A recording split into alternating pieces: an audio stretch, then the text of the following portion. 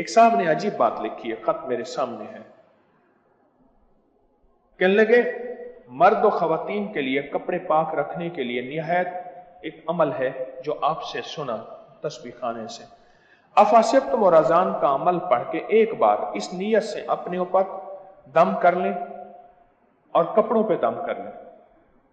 اگلی بار نہاتے تک نہ کپڑے ناپاک ہوں گے نہ جسم ناپاک ہوگا، بلکہ صاف ستھرا رہے گا اور کپڑے بھی پاک رہیں گے اور جسم بھی پاک رہے گا، بس صرف اس نیت سے۔ سورۃ المومنون کی آخری 4 آیات 7 بار،